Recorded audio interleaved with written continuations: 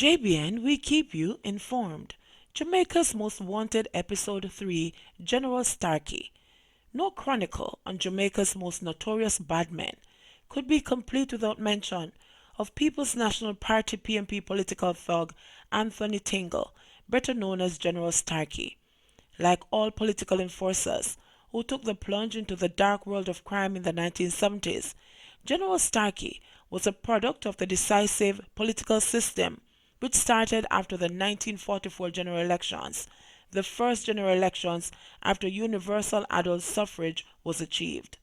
General Starkey, his crony Hutch, and their gang ran amok in the Arnett Gardens and the Jonestown communities after the fall of Burro Boy and Feathermop in 1975.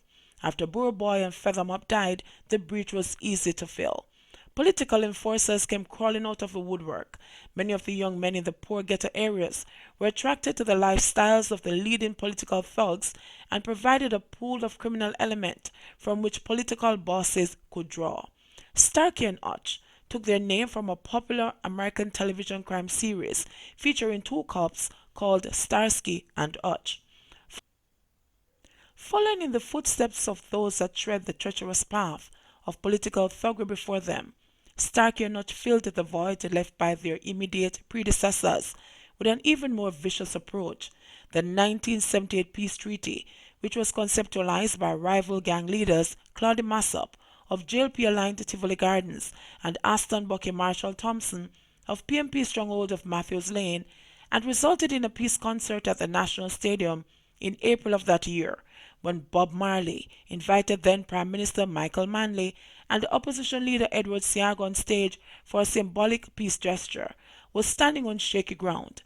The breakdown in relations between the rival political tribes was a result of a series of events. Months after the peace treaty was hatched, fans from both communities who attended a football match between Arnett Gardens and Tivoli Gardens, which was organized to reinforce trust between both factions, broke out fighting after a series of taunts and counter-taunts inside the stands at the National Stadium. After the match, a bloody brawl broke out in the stadium parking lot, and several fans from both sides sustained serious knife injuries. It is said that General Starkey was one of the main antagonists and that he personally injured some of the opposing supporters during the skirmish. Starkey was said not to be in favor of the peace treaty, and he used the incident as a catalyst to remove the protectors of the peace in communities he roamed through. Soon after the incident at the stadium, it was revealed that members of the Central Peace Council had swindled more than $30,000, a significant sum at the time, from the council's coffers. With the disintegration of the truce, political gunmen, who had been itching to do what they did best, had no restraints, giving rise to a bloody tribal war, which led to more than 800 persons being killed in 1980. Those were the times when General Starkey and his gang would wage battle against a gang known as the Rima 13, which included JLP thugs such as Curly Locks, Bam Bam, Coolie Paul, and Fisherman, causing countless fatalities and leaving hundreds of families homeless. But General Starkey's life of crime began long before these turbulent, tempestuous times. In 1977, he topped the police most wanted list, and a reward of $3,000 was posted for his capture. The posting of General Starkey as a most wanted criminal by police was frowned upon by the PNP's youth organization, who issued a statement saying the PNP-YO was extremely disturbed. More than 6 months later, that party's disciplinary committee suspended the PNP-YO president, Paul Burke, for issuing the statement. Burke's suspension was a signal that the inventors of the political monsters were now fed up with their creations and were sanctioning their demise. In 1978, police killed more than 30 persons who were listed on their top 40 most wanted list.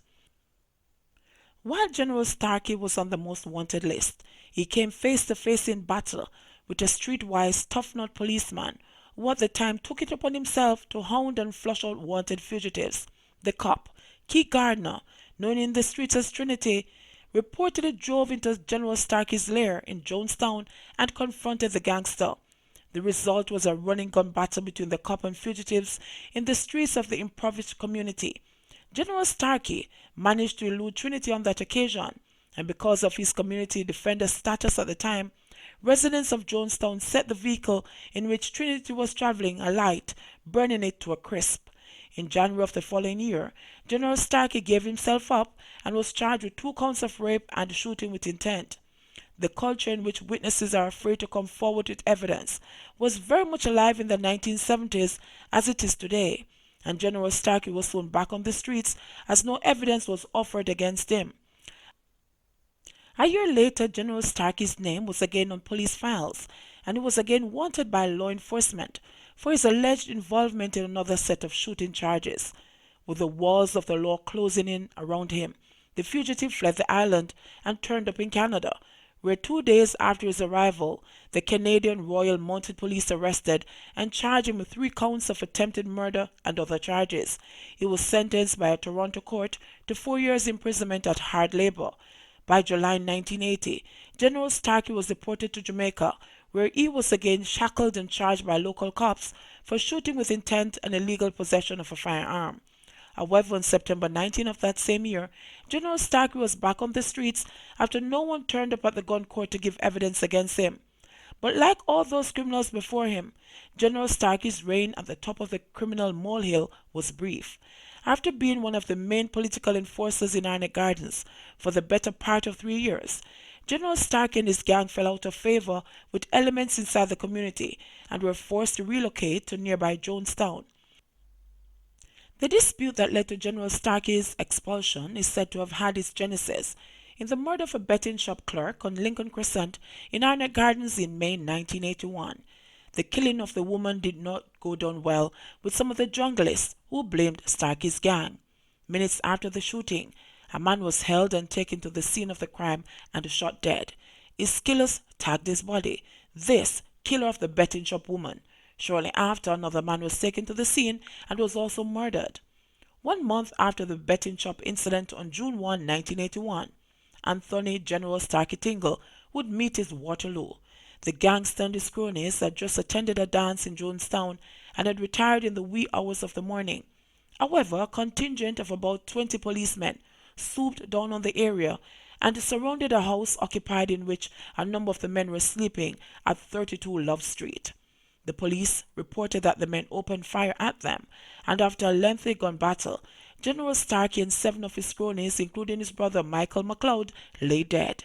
The other dead men were identified as Barrington Fitzroy, Paul Johnson, both of Septimus Street, Jonestown, Errol Shorter, Conrad Bryan and Leroy Reed of Orange Street, and Michael Jackson.